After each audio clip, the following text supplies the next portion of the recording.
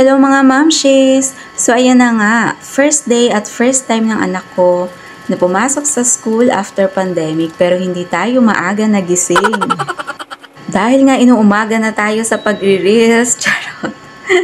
Kaya ang gising natin ay mga 6:30 na to 7. Hindi ko na nga naabutan dyan yung pangalawa kong anak kasi pumasok na siya. Siya na nga lang din naman nag-prepare ng kanyang almusal, yung pritong itlog na yan. Kahit gustuhin ko mang gumising na maaga, ay hindi ko talaga kinakaya mga mi. Mamamaos na lang talaga ang alarm ko at magigising na lang yung panganay ko dahil naiingayan na siya. Sa kagaya ko nga na ang duty hanggang 11 ng gabi, tapos pagka uwi ng bahay, magagawa pa tayo ng content. Talaga naman, yung oras natin, grabe, konti na lang talaga yung tinutulog natin. Kaya naman mga mi, kung kailan araw na ng pasok, dyan ko palang i-ready yung mga gamit ng anak ko.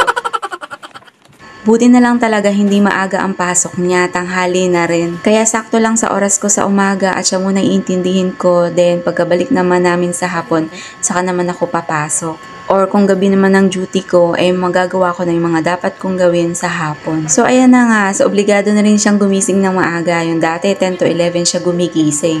As since excited nga siya at first day niya, ang bilis lang mapakain at mapainom ng milk niya. Sabi ko nga sa kanya, sana everyday from Monday to Friday, ganyan siya sa pagpasok.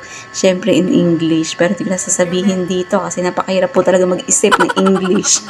Kasalanan kasi talaga yan ni YouTube, mga me. I-flex ko na nga rin pala itong bauna ng aking panganay. Nabili ko nga yan noong pandemic pero hanggang ngayon pwede pa at magagamit pa ng aking bunso. Matapos ng isang oras ay ready ng aking estudyante at nagawa pa makipaglaro sa kanyang mga pets. Habang ako naman ay sarili ko iniintindi ko para makaalis na rin kami. Yan nga pala yung mga hamster na first pet niya na binigay lang sa kanya ng kaibigan ko. Binaunan ko na nga siya dyan ng kanin at ulam, bukod pa yung biscuits at juice na kakainin niya sa break time nila. At habang nire-ready ko nga yung mga baunan niya, ay panay ang paalala ko sa kanya in English again, kaya ang tagal po namin dyan ng mga dapat niyang gawin at mga kailangan niyang matandaan. Kahit nangangamot na siya ng ulo kasi ang dami-dami daw.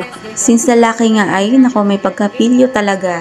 At since ngayon lang talaga siya lalabas at mag-i-schooling, kaya naman excited siya since pandemic baby din siya na talagang nakakulong lang for almost 2.5 years sa bahay. At saka 11 years ang gap nila ng ate niya. Kaya naman pati ako ay malaki din ang adjustment nang dumating siya. And even now, na first time ko din to na maghatid sundo uli sa isang toddler. Pero syempre, andun yung excitement kasi nakikita ko naman sa kanya natutuwa siya at excited talaga siya na pumasok.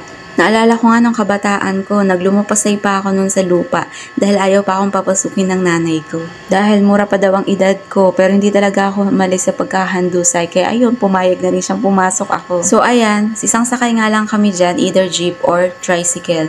So maaga pa naman kaya naisipan kong i-commute muna siya sa jeep. Since bago nga siya sa mga ganito, kaya mas maganda na ma-experience na niya. At naligaw pa nga kami dyan, mali pala yung pinasok namin na gate.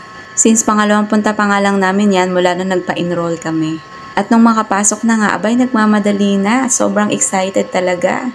Inagahan talaga namin ng pagpasok para maasikaso ko pa ko yung pagkuha ng books kasi magbabayad pa ako. At habang inaasikaso ko nga yan, ay wala naman siyang ginawa kundi magtatatakbo. Kaya naman ang gagawin ko, iiwanan ko muna yung cashier at hahabulin ko siya sa labas kasi baka naman madapa. Buti na lang talaga nakahanap ng paglilibangan. Ayan, at meron agad siyang kalaro. Nakisuyo nga lang ako kay ate, napakitingin-tingin na lang muna si Sian para matapos ko yung ginagawa ko kasi hindi talaga matapos-tapos. Kaya naman minadali ko na talaga ang pagkilos para habang nililibang pa siya, yung tipong tatakbuhin mo na talaga yung cashier para makarating ka. Then sununod ko naman ang pagkuha ng uniform kasi hindi nga namin nakuha ng Friday kasi nga holiday. Madali na nga lang naging available yung uniform niya kasi extra small lang siya. Kanino pa magmumana? Syempre sa nanay. At syempre bilang nanay, hindi kompleto ang first day ng anak pag walang picture. Pero paano ba naman to? Parang uod na inasinan. Bukod pa sa sinasadya na talaga maging katawa-tawa yung pagmumukha niya. Kaya alam nyo mga may ang technique, pa-video ang pagkuha nyo ng picture sa kanya para bahala na lang mamaya kayo mag-screenshot na magandang kuha niya. Pag ganito din ang inyong mga anak. At since malapit na nga yung time nila, ayan na, nagsisaditingan na din yung iba niyang mga kaklase. Nasa second floor nga pala ang kanilang classroom, kaya sinusundo sila ng kanilang teacher o kaya ng assistant. At kahit bawal nga kaming umakyat ng mga parent, ay napilitan akong ihatid ang kanyang mga books kasi wala pa nga itong mga label. Akalain mo ba naman, pagtungtong niya ng classroom, walang lingon-lingon, nakalimutan na niya ako. Samantalang ibang mga classmate niya nag-iiyakan dahil iiwanan ng kanilang mga nanay. At since 2 hours lang naman ang klase niya, hindi na ako umuwi. Inantay ko na lamang siya kasama ng ibang mga parents dyan. At kahit alam nyo yon, 2 oras pa lang nawala yung anak mo sa'yo na nakasama mo ng buong pandemic. Sobrang na-miss ko na talaga siya. Pero paglabas niya, hindi yata ako na-miss dahil mas excited ipakita yung kanyang mga stars. At syempre, mas excited pa siya ng sumunod na araw kasi mayroon na siyang name tag dyan.